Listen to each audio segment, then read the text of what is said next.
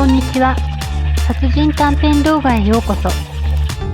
連続殺人者の犯行動機や心理はどのようなものだったのか。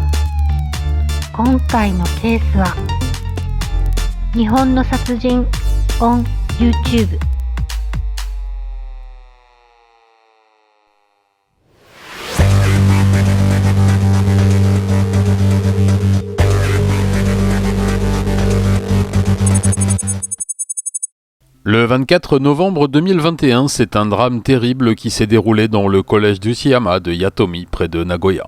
Ce matin-là, un collégien de 3e année, l'équivalent de la 4e, âgé de 14 ans tout juste, interpellait un de ses camarades de classe lors de la session de lecture matinale, de mise chaque matin dans cet établissement. C'est vers 8h10 qu'il se présenta dans le couloir face à la salle ouverte d'une autre classe, demandant discrètement de la main à un autre garçon de 14 ans lui aussi de sortir 1 minute car il avait quelque chose à lui dire. Copain mais pas vraiment ami, le camarade l'avait rejoint dans le corridor prétextant aller aux toilettes et les deux garçons marchèrent quelques mètres avant que le premier ne sorte un couteau de cuisine à la lame de 20 cm et ne le lui enfonce dans l'abdomen une première fois, traversant le malheureux de part en part.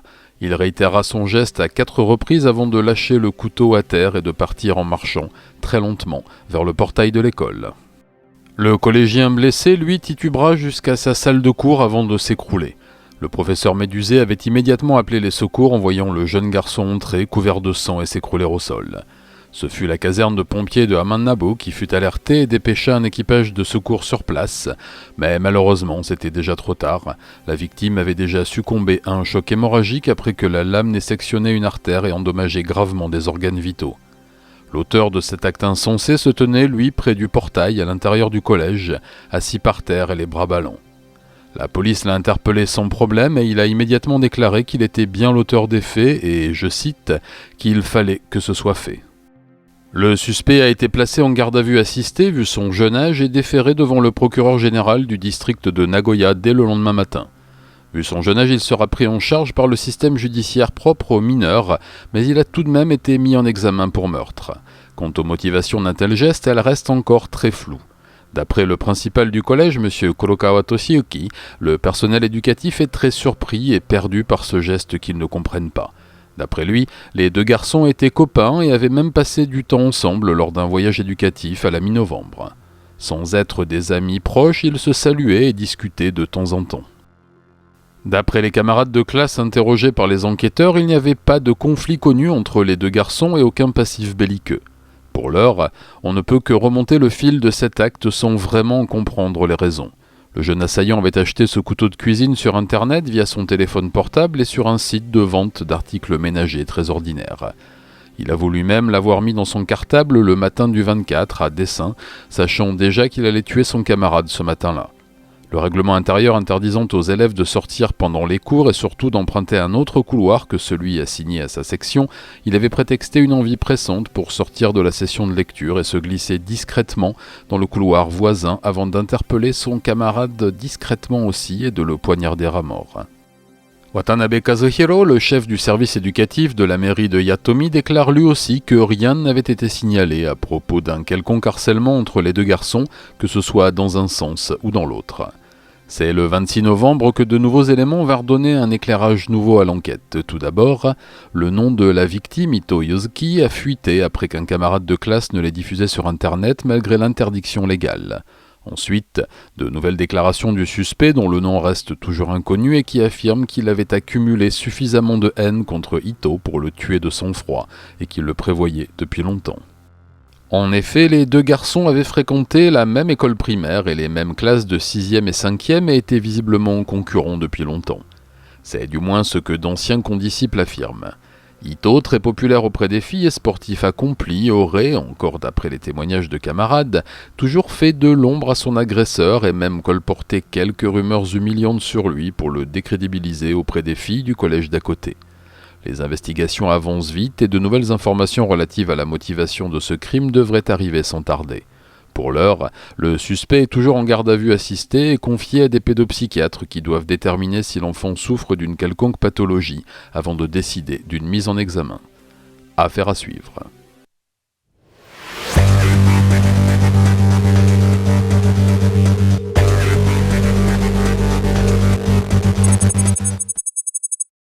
Je vous en parlais dans la 40e édition de Petit Satsujin. Le 12 octobre dernier, un jeune garçon mineur de 19 ans, que nous appellerons Saito, comme il se faisait appeler sur les réseaux sociaux, attaquait nuitamment la maison de la fille dont il était amoureux et qui les conduisait depuis des années. Après l'avoir frappé et blessé au visage, il avait mis le feu à la maison, causant la mort des parents de la jeune fille dans l'incendie. Après l'autopsie des corps et de nouvelles révélations du suspect, la police a pu établir que le couple était mort de plusieurs coups de couteau portés par Saito avant d'allumer l'incendie. Il a lui-même avoué son geste et l'a expliqué par la haine qu'il avait pour la famille tout entière. Il a déclaré avoir voulu poignarder la jeune fille et sa sœur après s'être occupé des parents, mais n'en avoir pas eu le temps à cause de l'incendie qui se propageait trop vite et l'arrivée des secours et des voisins, ne lui donnant qu'un léger coup de couteau derrière l'oreille et sur la joue avant de fuir. Toujours placé en garde à vue assistée au commissariat de Minami-Kofu, sa mise en examen pour incendie volontaire ayant entraîné la mort sans intention de la donner est donc requalifiée par le procureur en meurtre avec préméditation. Une mise en examen pour tentative de meurtre sur la personne de la jeune fille pour qui il était venu est également d'actualité après ces révélations et le travail de la police scientifique qui a identifié 2 blessures par arme blanche sur le cou et le visage de la jeune victime. Inconsciente au moment des faits, elle avait d'abord cru à des coupures dues à sa chute suite à l'agression du suspect. L'enquête devrait se poursuivre pendant encore quelques semaines et le juge en charge de l'instruction annonce déjà que la requalification des faits promet un procès très complexe au vu du jeune âge du mis en examen. Un majeur encourait la peine capitale pour un tel crime. Pour l'heure, c'est une peine maximale de 30 ans de travaux forcés qui est évoquée par le procureur si le procès arrive à son terme. Affaire à suivre.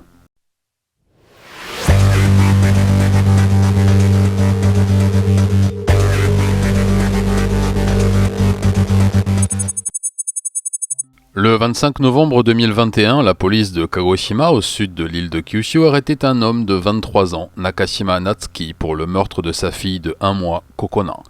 Cette arrestation fait suite à une enquête de presque 2 ans et fait écho à un phénomène national inquiétant, dont je vous parlerai après l'énoncé des faits. Le 26 février 2020, Nakashima avait appelé les secours pour signaler que son bébé de 4 semaines ne respirait plus et l'inquiétait. Transportée aux urgences pédiatriques, la petite Kokona sera déclarée morte à son arrivée. Les médecins décèleront une hémorragie cérébrale massive, mais aussi des traces de coups au niveau de la face et de la tête. Alertés, les autorités de protection de l'enfance et la police avaient interrogé celui qui devenait le suspect dans la mort de sa fille, qui avait nié les accusations en bloc, invoquant une chute accidentelle du bébé pendant qu'il le gardait. Ce soir-là, sa femme et ses 3 autres enfants étaient sortis dans la belle famille et avaient laissé la petite Kokona à la maison sous la garde de son père qui devait rester pour travailler des dossiers en retard. Après de nombreux mensonges de sa part, mais également de son épouse qui semble avoir voulu couvrir ce meurtre, il apparaît que l'homme a bel et bien frappé son bébé pour qu'il se taise. Je le cite. « Je voulais qu'elle se taise un peu, j'avais un dossier très important à finir et elle ne cessait pas de pleurer. Je risquais un avertissement de mon patron si je ne finissais pas. » Après 2 ans d'enquête de la police de protection des mineurs et des autorités familiales, il s'avère que l'homme avait déjà frappé ses 3 autres enfants dans des circonstances similaires et que la mère avait toujours couvert ses agissements, comprenant le grand stress dans lequel son travail le plongeait, d'après elle. L'homme, qui risque 20 ans de prison, n'est malheureusement pas le seul cas de ce genre à avoir défrayé la chronique ces dernières années. Je vous en parle souvent et vais à nouveau y faire allusion, mais la natalité, en chute libre au Japon, est un problème social et sociétal profond qui revêt divers aspects, tous très différents, mais finalement assez emblématiques d'une même problématique. Traditionnellement, dans la culture japonaise, c'est la mère qui est chargée d'élever les enfants, là où le père, lui, est chargé de nourrir et protéger sa famille. Les garçons, puis les hommes, ne sont presque jamais confrontés à des situations du quotidien qui impliquent les soins d'un bébé ou d'un enfant en bas âge et ne manifestent aucun intérêt pour cela. Le nombre de cas impliquant des pères qui frappent leur enfant à mort, souvent des nouveau-nés ou de très jeunes enfants, est intimement lié à ce fait et aux phénomènes qui en découlent, le papa mihiri, littéralement aversion pour le papa, fort bien décrit par la professeure de psychologie à l'université pour femmes de Tokyo, le Dr Ishii Masako. Selon ses études, le bébé développe un rapport à ses parents et une capacité à les reconnaître dans les premiers mois de sa vie et la façon de les prendre, de leur parler et de leur donner des choses qu'ils apprécient. Nourriture, câlin ou chaleur déterminent leur réaction face aux 2 figures. Un bébé qui ne voit qu'un parent développera des réactions différentes, souvent hostiles envers l'autre, et de fait, un père absent de l'éducation et du soin d'un très jeune enfant se verra rejeté par ce dernier grâce au seul moyen d'expression qu'il ait, à savoir des cris et des pleurs. Ces réactions créent souvent chez les jeunes pères un sentiment de rejet, de frustration et de stress, et parfois de violence. Dans le cas de Nakashima, comme dans celui de Takakura Kazuki dont je vous avais parlé et qui avait tué sa fillette de 10 mois, la petite Hazuki, dans les mêmes circonstances et pour les mêmes raisons, les meurtriers ont déclaré la même chose. Elle se mettait à pleurer dès qu'elle me voyait et criait si je voulais la prendre dans mes bras. Elle ne m'aimait pas, alors j'ai moi aussi développé de l'hostilité. Au Japon, le mois de novembre est celui des droits de l'enfant et le docteur Ishii a proposé au gouvernement d'accélérer le programme d'éducation des pères, mais aussi d'introduire dans les écoles des cours sur l'éducation des enfants et la répartition des tâches au sein d'un couple. Ce programme fait l'objet de beaucoup de critiques de la part des politiques et des associations familiales qui y voient une tentative de déstabilisation de la structure familiale traditionnelle et jusqu'à aujourd'hui, il a toujours été rejeté par l'Assemblée. S'il n'est pas voté, cette fois encore, il faudra attendre des années pour qu'un autre voie le jour et d'autres innocents le paieront de leur vie. Selon un récent sondage du média Kyodo, auprès des garçons de 15 à 25 ans, 91% d'entre eux pensent que s'occuper d'un bébé est l'unique tâche de la mère. Affaire à suivre pour très longtemps, je le crains.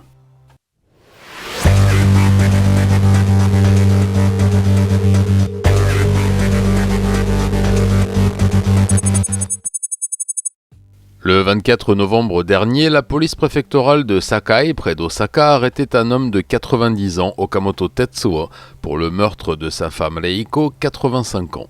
En effet, la veille vers 21h, c'étaient les pompiers qui étaient sur place pour un incendie spectaculaire qui ravageait leur habitation du quartier de Kita.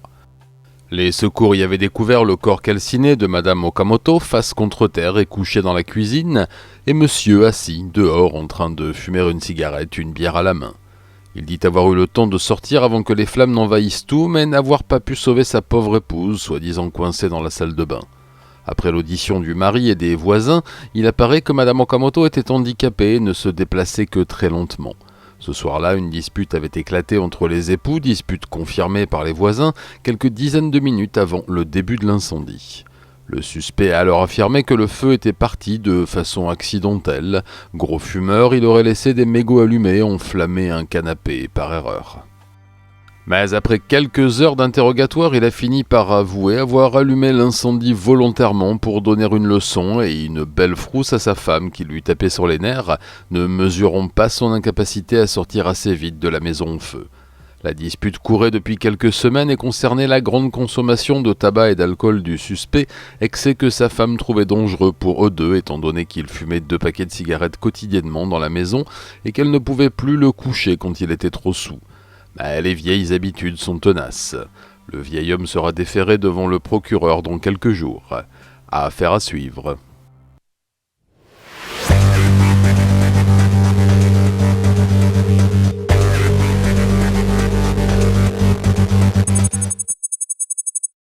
Le 17 novembre dernier, un homme de 89 ans a perdu le contrôle de son véhicule et a percuté la vitrine d'un supermarché avant de continuer sa course folle sur le trottoir et dans les étalages, percutant plusieurs clients.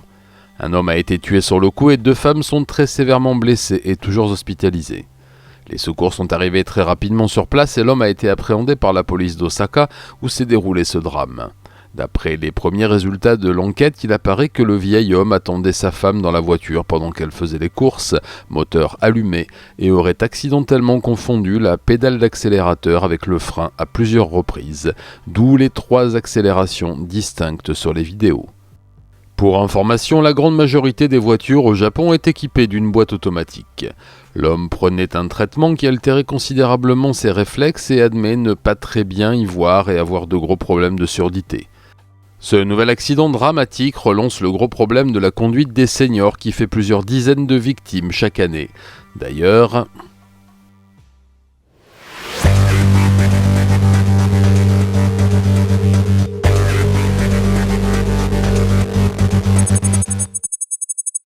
4 jours plus tard, le 21 novembre, à Yokohama, vers 14h30, un homme de 71 ans a perdu le contrôle de son véhicule qui est venu s'encastrer dans un abri de bus, tuant net 2 femmes de 45 et 56 ans qui attendaient leur bus et blessant gravement 2 autres personnes. L'homme, Sato Tsukimoto, employé de bureau dans le quartier de Adachi, reconnaît s'être assoupi au volant et avoir lui aussi confondu ses pédales, accélérant au lieu de freiner à l'approche du trottoir et du groupe de personnes qui s'y trouvaient. Depuis des années, un projet de loi visant à imposer un examen de contrôle à tous les conducteurs de plus de 65 ans n'arrive pas à voir le jour, sans cesse repoussé et bloqué par le Parlement, à majorité de l'âge des conducteurs visés, mais aussi fortement influencé par le lobby des constructeurs automobiles. Le vieillissement de la population, s'il devient un danger pour la sécurité routière, reste un marché juteux pour l'automobile. Une association de lutte contre les violences routières causées par le troisième âge vient de relancer ce projet auprès du nouveau Premier ministre et espère que la sinistre actualité aidera à le faire passer un jour. Affaire à suivre.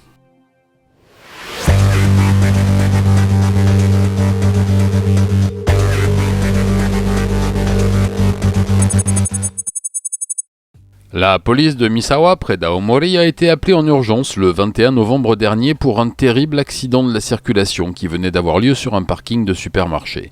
Une femme de 33 ans qui conduisait la voiture venait de s'écraser contre un mur et semblait avoir été tuée sur le coup. Amaoka Megumi, la victime, avait été envoyée à l'Institut médico-légal d'Aomori pour y être autopsiée, comme c'est la procédure en cas d'accident de la route, souvent pour des questions d'assurance. Mais les analyses révélèrent bien plus qu'un taux d'alcoolémie ou de stupéfiants. En effet, la victime présentait une fracture de l'os hyoïde et des hématomes typiques d'un étranglement et les blessures présentes à cause de l'accident avaient été infligées post-mortem.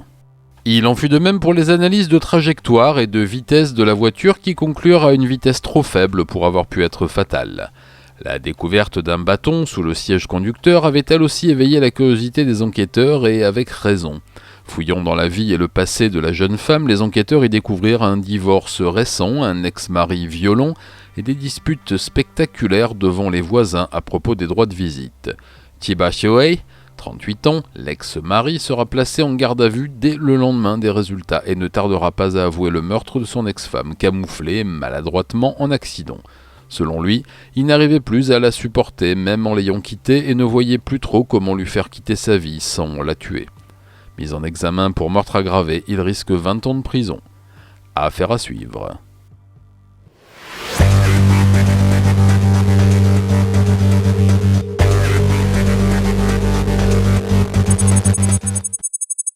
J'aimerais ne pas vous en annoncer une à chaque fois, mais malheureusement, une nouvelle attaque vient d'être commise dans une gare de Tokyo. C'est le 16 novembre dernier qu'un homme de 69 ans, Takahashi Kiyoshi, s'est précipité dans la foule devant la gare de Fukushima, brandissant un couteau de cuisine, frappant une femme de 82 ans à l'abdomen. Fort heureusement, un groupe de passants s'est immédiatement précipité pour le maîtriser en attendant l'arrivée de la police, évitant ainsi un nouveau drame. La patrouille l'a immédiatement arrêté et placé en garde à vue où il a déclaré dans un premier temps ne pas être au courant et n'être pour rien dans cette attaque. L'homme visiblement délirant a fini par reconnaître les faits et avouer qu'il avait été inspiré par les récentes attaques dans le train, le métro, le Shinkansen et les gares de ces derniers mois. Regrettant qu'il n'y ait toujours pas eu de mort dans ces attaques, il voulait briser la série et tuer. Fort heureusement, la femme blessée pendant cette attaque, bien qu'elle soit toujours hospitalisée, est hors de danger. L'analyse du portable du suspect montre qu'il communiquait avec d'autres admirateurs du Joker, ce jeune homme de 24 ans responsable de l'attaque d'Halloween, et avait regardé les vidéos de l'incident une centaine de fois chacune. Il a été placé en garde à vue assistée car il souffre de graves problèmes psychiatriques et doit être évalué par des médecins avant d'être présenté au procureur. Affaire à suivre, j'en ai bien peur.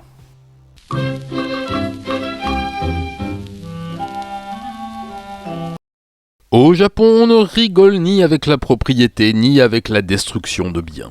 Les vandales qui s'essaient à ce petit jeu se mordent les doigts durablement et le paient souvent de leur liberté. Mais s'il est une chose à laquelle on ne touche vraiment pas, c'est bien aux fleurons de la culture locale et à ses symboles les plus éclatants.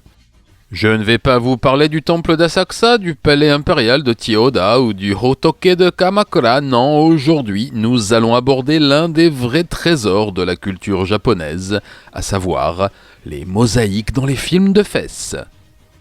J'entends d'ici vos oh d'admiration pour cette tradition ancestrale, mais ne vous emballez pas trop vite, car un gredin, un vaurien, que dis-je, un profanateur de civilisation a osé s'attaquer à cette richesse culturelle inestimable. Oui, vous m'avez bien entendu. Ce triste cire dont je tairai le nom par égard pour l'humanité et la fibre artistique qui roupille en nous, et surtout parce que je ne le connais pas, ce gnome répugnant donc vient de se faire arrêter par notre belle police japonaise pour avoir détruit tout un pan civilisationnel en osant mettre au point un logiciel efficace qui détruit les mosaïques et en avoir tiré profit le monstre. Cette belle industrie altruiste et désintéressée qui ne cherche qu'à donner de la joie au plus grand nombre pour quelques pièces de bronze est toujours sous le choc et je ne peux que la comprendre et la soutenir. Qui n'aime pas voir de beaux pixels roses et bruns s'agiter devant ses yeux admiratifs, devant tant de beauté et de sensualité? Qui ne s'extasie pas devant ses jambes et ses torses qui émergent d'un nuage de petits carrés tout flous et tout mignons? Eh bien ce monstre froid et insensible, lui, non. Monsieur préfère exhiber d'horribles appareils reproducteurs mâles et femelles sans aucun remords et se faire payer pour ses forfaits. Adieu l'émotion de voir un boulard Roblox. Ce blob visqueux et sans âme a donc profané 60 classiques du Tetris pour adultes, vendant pour 1000 yens plus de 12 000 vidéos à ses 200 clients, certainement de dangereux terroristes adeptes de reproduction humaine sans rideau. Fort heureusement, le glaive de la justice implacable va envoyer durablement ce Ben Laden du monde Vénus derrière les barreaux, d'acier eux.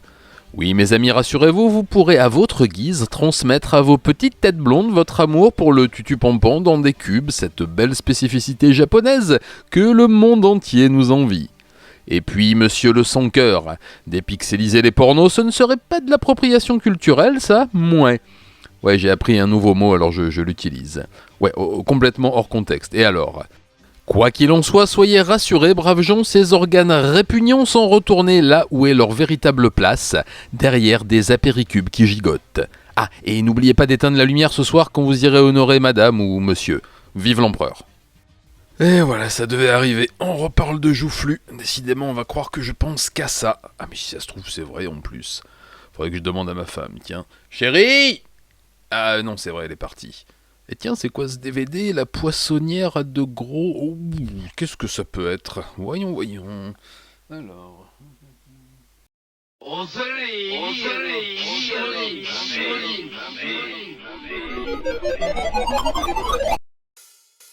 Le coup de pouce du jour sera pour une petite chaîne de cinéma que vous m'avez fait découvrir, chers abonnés, et comme d'habitude, je vous en remercie. Je vous parlerai aujourd'hui de la chaîne Le Voyageur du cinéma. Bon, no spoil, on n'y parle pas de jardinage. Contenu généraliste qui ne s'attarde sur aucun genre en particulier et traite ses sujets, que ce soit des chroniques de films uniques, d'œuvres comparées ou sur un thème précis avec humour, décalage et sérieux dans le fond.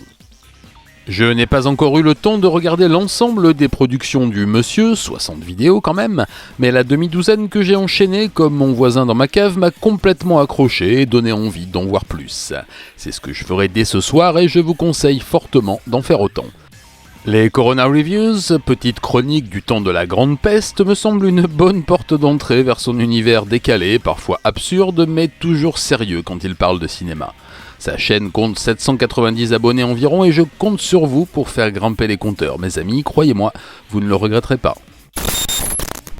Voilà, cette 43e édition de Petit Satsujin est presque terminée, mais avant de nous dire au revoir, laissez-moi revêtir mon habit de lumière d'homme sandwich intersidéral et vous rappeler que par décision du Conseil Galactique, vous devez vous abonner à la chaîne car à chaque nouvel abonné, un petit Wookie orphelin est sauvé des griffes de l'Empire.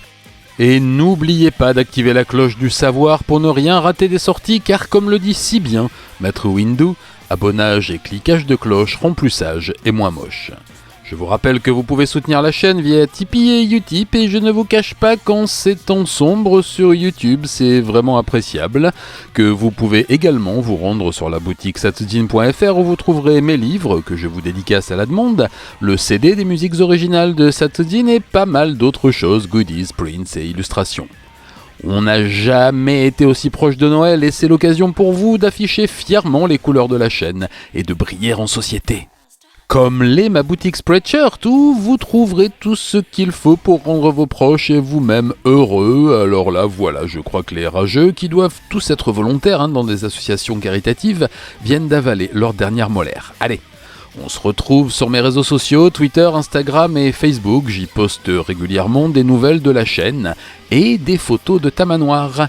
Je vous laisse, je dois travailler sur de nouveaux dossiers passionnants et ça, je vous le promets. Tout ça, c'est des belles promesses, mais nous, ce qu'on veut, c'est des garanties. Il commence à me faire chier. Matinée.